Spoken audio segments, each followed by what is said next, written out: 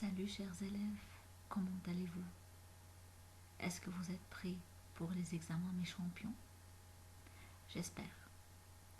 Maintenant, aujourd'hui on va faire un modèle de géométrie qui est publié par le ministère.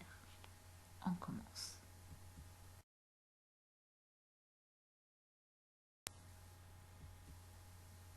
Premier exercice toujours, on a choisi la bonne réponse. Dans un triangle isocèle, si les longueurs de deux côtés sont 9 cm et 4 cm, alors la longueur du troisième côté. C'est une question du deuxième préparatoire. Alors ce sont des questions cumulatives. Toujours on trouve dans l'exercice de choisir des questions cumulatives. Alors on doit faire attention. Ici pour trouver la longueur du troisième côté, à quoi peut-être est égal? Alors on doit faire l'inégalité triangulaire. Voilà, on met le troisième côté au milieu.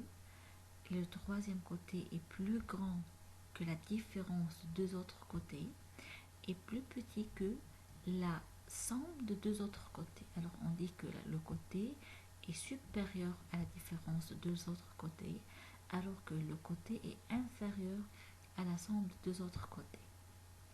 Ici, 9 moins 4 c'est 5 et 9 plus 4 c'est 13. Donc le troisième côté va être plus grand que 5 et plus petit que 13.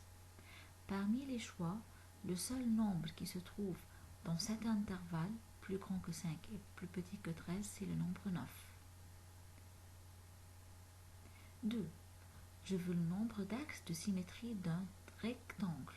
Un petit rappel, dans un triangle isocèle, on a un seul axe de symétrie. Dans un triangle équilatéral, on a 3 axes de symétrie. Dans un triangle quelconque, on a 0 axe de symétrie. Dans un carré, on a 4 axes de symétrie. Les diagonales sont 2 axes et la médiatrice et les médiatrices des côtés sont aussi des axes de symétrie. Dans un rectangle, seulement les médiatrices des côtés sont les axes de symétrie. Donc, on a seulement une médiatrice qui coupe chaque deux côtés opposés. Donc, on a 2 axes de symétrie. Premier axe coupe les premiers deux côtés. Par exemple, si on a A, B, C, D, un rectangle, donc le premier axe de symétrie, c'est la médiatrice du côté AB et le côté CD, les deux côtés opposés, parallèles. Et le deuxième axe de symétrie, c'est la médiatrice de deux autres côtés qui sont BC et AD. Alors, dans un rectangle, on a 2 axes de symétrie. La somme des mesures des angles autour d'un point est égale à 360 degrés. Alors, toutes les questions qui se trouvent dans cette partie de la sont des questions cumulatives.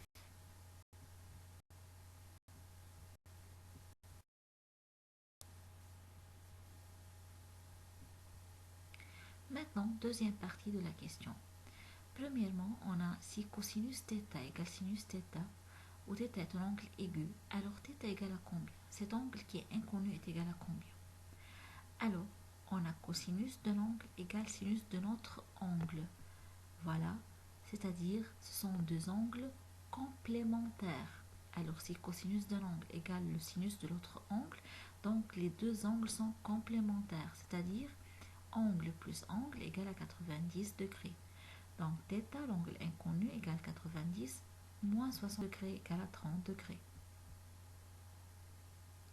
5. La pente de la droite parallèle à l'axe des x, bien sûr, est égale à 0. C'est quelque chose à étudier. 6. Si la droite ayant l'équation y égale x plus 2 fait un angle avec le sens positif de l'axe des x, alors quelle est la mesure de cet angle? Donc, on sait bien que la pente égale la tangente de l'angle. Où est la pente ici? C'est le coefficient de x. Et x, le coefficient de x ici, c'est 1. Donc, on a une forme y égale à x plus b. Dans cette forme-là, la pente, c'est le coefficient de x. Et dans cet exercice, c'est 1. C'est 1x. Donc, la pente égale à 1. Alors, pour trouver la tangente, ou bien pour trouver l'angle, on fait shift tangente sur la calculatrice de 1. Alors, il nous donne, c'est l'angle 5 degrés.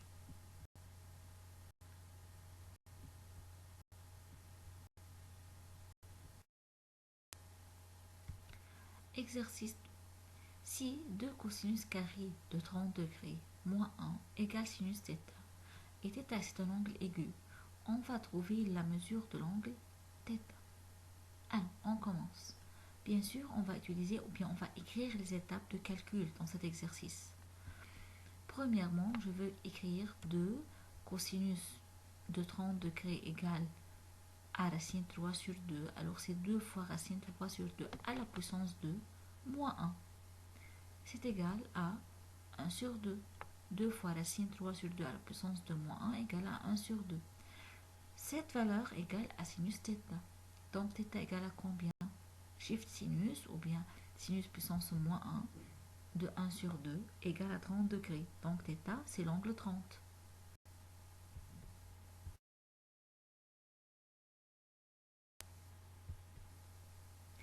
Exercice 2.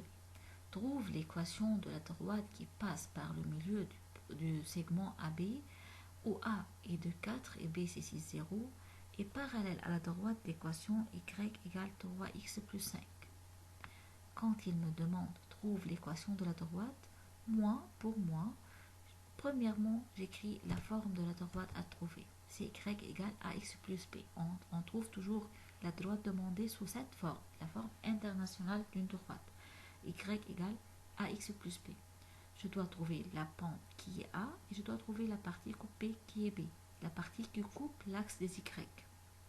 Donc, pour trouver A, on doit trouver d'abord une information qui nous permette de trouver la pente.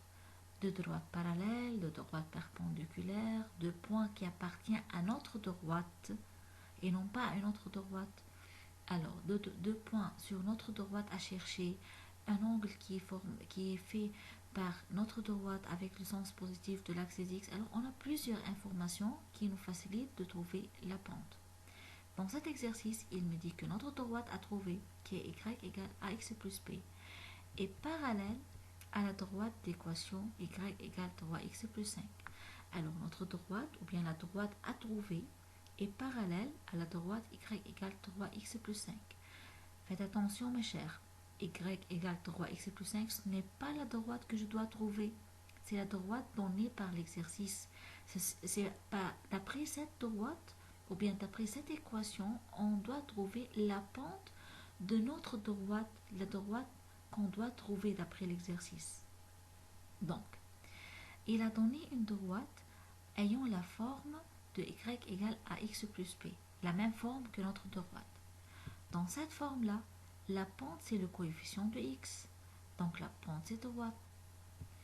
Alors, puisqu'on a deux droites parallèles et la pente de la deuxième droite égale à 3, alors la pente de notre droite qui est A est égale à 3 aussi. Si on a deux droites parallèles, donc pente égale à pente. Notre pente qui est A égale à la pente de deuxième droite qui est dans ce cas-là égale à 3. Alors on a trouvé la pente égale 3. Alors y égale 3x plus b. Il nous reste à trouver le b, la partie coupée. Pour trouver la partie coupée, ou bien il va me donner que la droite coupe l'axe des y à un point, ou bien il va me donner que la droite passe par un point et il va me donner les informations de ce point-là. Ici, il n'a pas donné les coordonnées du point clairement, tout de suite, non. Il a fait une tournure. Il dit que notre droite à trouver passe par le milieu d'un segment et il a donné les coordonnées des extrémités du segment de A et B et non pas le milieu. Donc, d'après A et B, je dois trouver les coordonnées du milieu, puis je trouve la partie coupée. Alors, première étape ici, on va sauter de la leçon de la formation d'une équation d'une droite à la leçon du milieu du segment. On va sauter d'une leçon à une autre leçon pour trouver le milieu de segment AB. Alors, pour trouver le segment du milieu AB, on a x du milieu égale x de A plus x de B sur 2, c'est-à-dire c'est 2 plus 6 sur 2 égale à 4. Et y de milieu est égal y de A plus y de 2, c'est-à-dire c'est 4 plus 0 sur 2 égale à 2. Alors, on a trouvé le milieu, c'est 4, 2. Alors, allez-y. Notre droite passe par le milieu, alors passe par le point M qu'on a trouvé ordonné. Alors, on doit faire maintenant le remplacement dans la droite y égale 3x plus b. Je dois remplacer y par le y de M, car M appartient à notre droite. Ce milieu-là qu'on a cherché appartient à la droite pour trouver ces éléments. Alors M, les coordonnées de M peuvent remplacer y et x de droite. Alors je remplace y par 2 et je remplace x par 4. 2 égale 3 qui est la pente fois 4 qui est le x de M plus b. On a une x avec un seul inconnu qui est le b. Alors je peux calculer 3 fois 4 c'est 12 et je prends le 12 à l'autre côté, sera 2 moins 12 égale à b. Alors b égale moins 10. Voilà, on a trouvé la partie coupée et la forme finale de l'équation sera y roi x moins 10.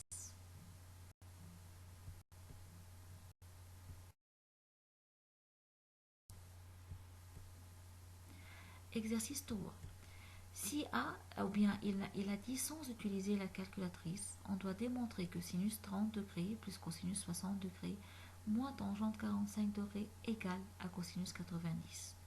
Donc je vais prendre le membre gauche au début, c'est-à-dire le sinus 30, cosinus 60, tangente 45, je dois calculer.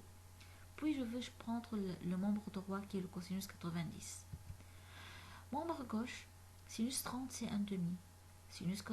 Cosinus 60 c'est aussi 1 demi. Tangente 45 c'est 1.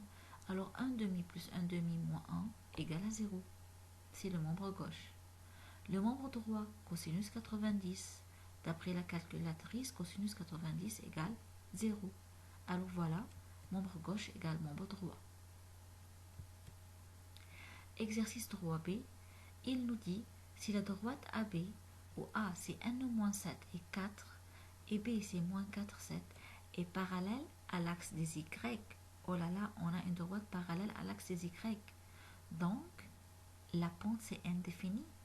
Toute droite parallèle à l'axe des Y, les pentes sont indéfinies, il n'y a pas une pente.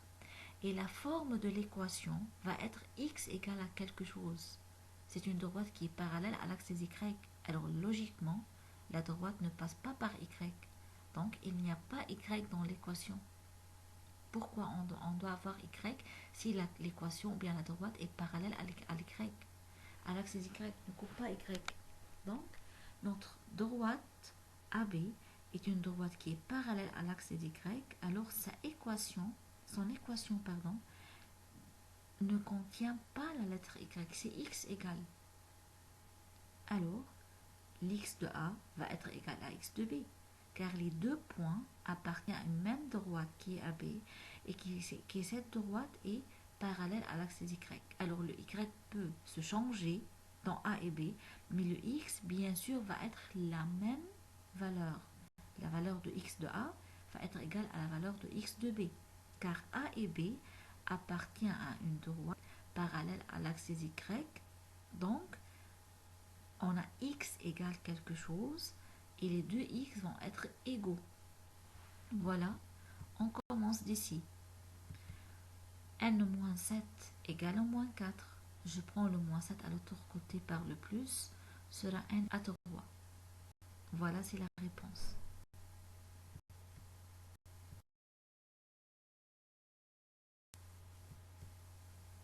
Quatrième exercice, partie A. Démontre que la droite qui passe par les points 4, 3 racine 3, 5, 2 racine 3 est perpendiculaire à la droite qui fait avec le sens positif de l'axe des x un angle de 30 degrés. Alors je dois démontrer qu'on a une droite perpendiculaire à une autre droite. Premièrement, je calcule la pente de première droite. On a deux points qui appartiennent à la première droite. Le point 4, 3 racine 3 et le point 5, 2 racine 3. Quand on a deux points, alors je calcule la pente d'après la formule. Y moins y sur x moins x, y1 moins y2 sur x1 moins x2. Donc racine 3 racine 3 moins 2 racine 3 sur 4 moins 5 égale à moins racine 3. Maintenant, je veux calculer la deuxième pente, pente 2. Il nous dit que la deuxième droite fait un angle de 30 degrés avec l'axe x. Alors on a un angle, donc je calcule la pente de cette droite d'après la tangente. La pente 2 égale la tangente de l'angle 30. Alors c'est racine 3 sur 3. Et pour que les deux droites soient perpendiculaires, on doit démontrer que pente 1 fois pente 2 égale à moins 1. Si pente 1 fois pente 2 égale moins 1, donc les deux droites sont perpendiculaires. Alors, vas-y, on va faire le calcul. Moins racine 3 fois racine 3 sur 3 par calculatrice égale à moins 1. Voilà, c'est la démonstration. Donc, droite 1 est perpendiculaire à droite 2.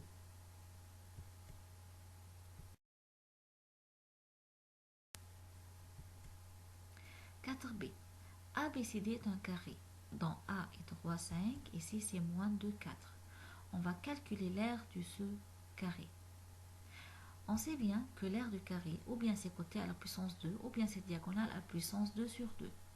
Dans cet exercice, il n'a pas donné des informations sur les côtés. Il a donné les informations concernant la diagonale. Il a donné les coordonnées de A et les coordonnées de C. Et AC, c'est une diagonale. Donc, je dois utiliser la formule de diagonale. Diagonale à la puissance 2 sur 2 pour calculer l'aire. Alors, on doit calculer la longueur de la diagonale. Je dois calculer la longueur de AC. C'est racine de moins 2 moins 3. Alors, c'est x moins x au carré plus y moins y au carré. Donc, moins 2 moins 3 au carré plus 5 moins 4 au carré est égal à racine 26. Donc, l'aire du carré, c'est racine 26 au carré sur 2 par calcul égale à 13 unités au carré de longueur.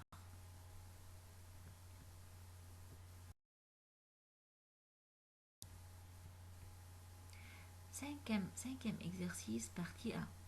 Dans la figure ci-contre, ABC est un triangle rectangle en C, tel que AB égale à 10, mesure de l'angle AC 50, on doit trouver la longueur de BC à 1 cm près. Alors je veux calculer BC, la longueur de BC. En observant la figure et en analysant les données, il a donné la longueur de AB, qui est l'hypoténuse dans cet exercice, et il a donné A, la mesure de l'angle A. Et le côté demandé, c'est BC, qui est le côté opposé à l'angle A. Alors, un peu de rappel sur les formules de trigonométrie. Quand on a opposé et hypoténuse, alors on parle de sinus. Opposé hypoténuse, alors on parle de sinus. Donc, je veux baser sur cette formule, sinus A égale opposé sur hypoténuse, donc c'est BC sur AB, donc c'est BC sur 10. BC c'est inconnu, je dois trouver BC. Mais il a donné la mesure de l'angle. Alors tout simplement, d'après la calculatrice, j'écris sur la calculatrice sinus 50 pour obtenir la valeur de sinus 50. J'ai la formule BC sur 10 et je peux trouver la valeur numérique de sinus d'après la calculatrice. Alors, sinus 50 égale BC sur 10. Alors, la longueur de côté BC, je prends le 10 à l'autre côté sur la fois, donc la longueur de côté BC égale 10 fois sinus 50. Par calculatrice est égale à 7,66. Il a demandé la réponse à 1 centimètre près, donc à une unité près, au chiffre de unités près. Donc ici, le chiffre de unité 7 et le premier chiffre après l'égal c'est 6, donc je veux faire l'approximation, alors c'est égal à 8 cm. La valeur approchée de BC c'est 8 cm.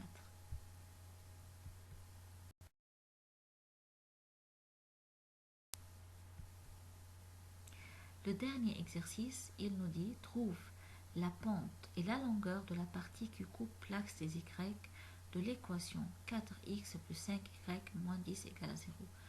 Comme cet exercice est facile, la pente, c'est dans ce cas-là où on a la forme de ax plus by plus c, cette forme qui est on peut dire que cette forme est une forme égyptienne de la droite. Dans cette forme-là, la pente égale à moins a sur b, c'est-à-dire moins le coefficient de x sur le coefficient de y. Donc c'est moins 4 qui est le coefficient de x sur le coefficient de y qui est 5. Voilà, c'est la pente. Moins 4 sur 5, tout simplement. Mais pour trouver la partie coupée, on a deux méthodes. Moi, je ne préfère pas d'étudier beaucoup de formules. Moi, j'aime, et s'il y a des cas où on peut oublier la formule et on peut faire le calcul par étapes, pour moi, c'est plus facile d'étudier et de mémoriser plusieurs formules. Alors, tout point qui coupe l'axe des y, logiquement, son x égale à 0. Tout point qui se trouve sur l'axe des y, le coordonnée de x, l'abscisse de ce point est égal à 0. Donc, je veux remplacer le x dans la formule, dans l'équation par 0. Cela 4 fois 0 plus 5y moins 10 égale à 0. Donc, 4 fois 0, 0. Il nous reste 5y moins 10 égale à 0. Je prends le 10 à l'autre côté, sera plus. Donc 5y égale à 10. Et je prends le 5 par la division à l'autre côté, sera y égale 10 divisé par 5, c'est 2. Et puisqu'elle a demandé une longueur ou bien une distance, n'oubliez pas que la longueur et la distance sont toujours positifs. Même en calculant le y, on trouve un nombre négatif, une valeur négative, donc on doit mettre cette valeur en valeur absolue car il a demandé la longueur ou bien la distance de la partie coupée. Donc, y égale à 2. Et si quelqu'un aime étudier les formules, donc la formule de la partie coupée c'est moins c, qui est le dernier terme dans l'équation, sur b, sur le coefficient de y. Donc, en valeur absolue bien sûr car il a demandé une longueur, donc c'est moins 10 sur 5. Le c lui-même c'est moins 10. Donc c'est moins 10 sur 5 dont la valeur absolue égale à 2. À la fin de cette vidéo, mes chers, bien sûr, je vous souhaite un examen facile. Je vous souhaite des très bonnes notes et des très bons résultats. Travaillez bien, faites beaucoup des exercices et beaucoup des examens. Pratiquez bien les mathématiques. C'est facile, ce n'est pas difficile. Et faites attention à l'examen, lisez bien les questions attentivement. On doit lire les questions attentivement pour trouver les pièges s'il y a. Et à la fin, révisez votre feuille plusieurs fois pour être sûr qu'on n'a pas oublié ni une plus ni une moins. Les signes sont corrects. Alors, et à la fin, bonne chance.